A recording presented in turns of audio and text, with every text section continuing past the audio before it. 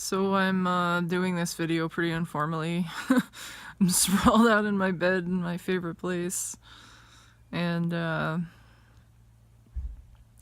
was just kind of thinking about a few things that I kind of wanted to share my thoughts on. And I don't know, I was kind of thinking about the trap of being a performance-driven person where I don't know, it's kind of like you know, you get into this sort of cycle where, you know, one achievement will spiral into another, and they can be pretty minor achievements. It can be, you know, just you know, getting through your workday or saving money or hitting a new personal record at the gym. These are some of mine. And it gets to be where if you rely on these things for a sense of value or self-esteem, it can become pretty exhausting. Like, I don't know, for me personally, it's like I'll, you know, save a couple $1,000s by cutting myself back to bare minimum, or I'll work really hard on my bench press and I'll hit a new record that I haven't hit ever. Well, that'd be why it's a personal record. And it's really exciting. There's this like momentary high where you first achieve something, but it's very short-lived. Like, as soon as I've accomplished one thing, I'm almost on to the next thing immediately. The celebration is pretty minimal, and it's just, okay, that's done. Now it's, what's the next thing? And I think a lot of people who function this way in performance, you know, driven lifestyles have shorter lives. They, you know, it's just, I mean, some of these people achieve extraordinary things, but it seems like they don't even have the in the momentness to sort of really, you know, feel the thrill of you know, what it is that they've accomplished. Like, I follow somebody on social media named Rob Bailey. He's Dana Lynn Bailey's husband, I mean. And I have such extraordinary respect for the man. Like, I see all of the things that he's accomplished. Like, he started a gym. He has several albums out of music that he's created with the Hustle Standard. He's coached Dana Lynn Bailey into an extremely successful and lucrative bodybuilding career. He's recently became a pilot. He's got a very impressive physique himself. I mean, I could go on and on about the list of the accomplishments. Like, they have a supplement line. They have a clothing line. This man is extraordinary. And one of the things that I notice about him is it's just as soon as he's accomplished one thing, it's just really on to the next thing. He doesn't gloat. He doesn't even seem to really dwell in anything that he's, you know, I know that he has a sense of pride, but he, you know, it's just like, you know, his motive is almost, you know, just work hard or hustle, no sleep, you know, these things. And it's like, it sounds good on paper, but it's a pretty exhausting lifestyle. And I mean, because of this drivenness, you know, he's been able to accomplish, you know, so many extraordinary things, but, you know, you just wonder, like, you know, I feel like, you know, he should, I don't know how to say it, like, have the ability maybe to indulge in some of the success, like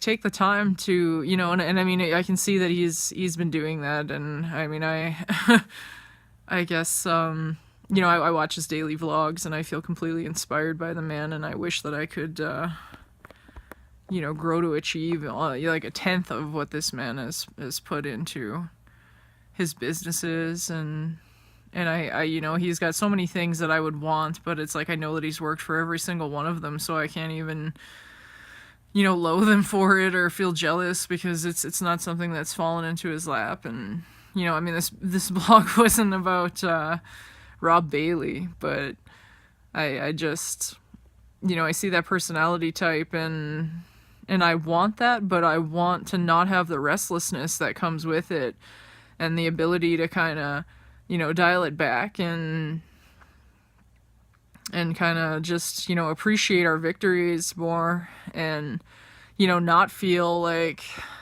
it's not okay to, take a break or to relax or to just, and I don't know, I'm feeling the same, like, not that I compare myself against somebody like that. I mean, I would love to grow into somebody this, achievement driven, but I'm sitting on my work holidays and I'm kind of beating myself up constantly, because I'm thinking, like, I could have probably even picked up another job, and I could have spent all this time making money on top of the money that I'm getting paid for my vacation time, and found something on the side. And I mean, I've been mowing lawns and doing odd jobs for people, and been doing a lot of projects with my mom and my grandmother, and just helping people and kind of learning to get out of myself and my own selfish state of my own pursuit. And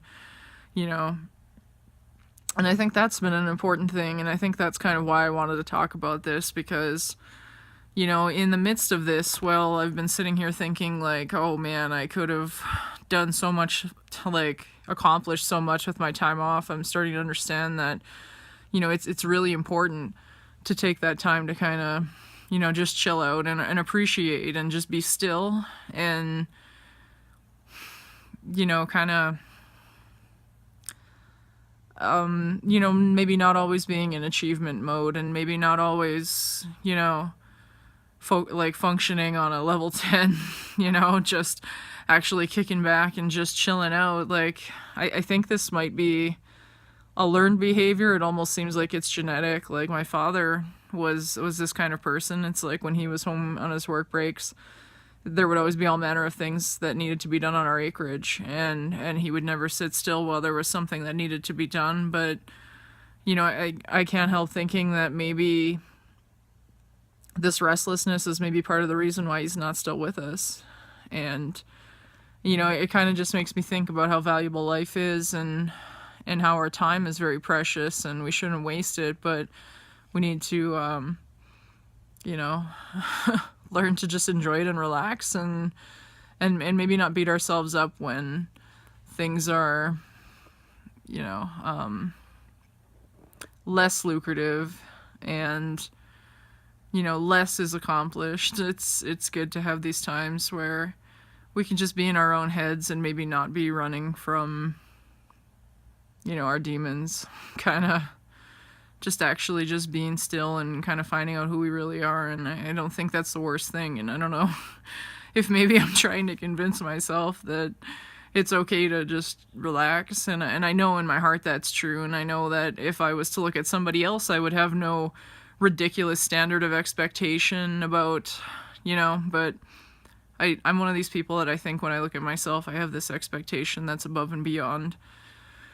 And it's not that I feel that I'm better than anybody, or that I have this ability to, I don't feel like anything supersedes, your average person, but it's this drivenness, this performance that's, inherent in me. And, it makes me feel like, maybe I shouldn't place my value in money or what I can do, and just start to look back at, who we are as people instead of what we can do, what we can achieve. We aren't what we do. We aren't our jobs. We aren't our bank accounts. We are so much more valuable than that.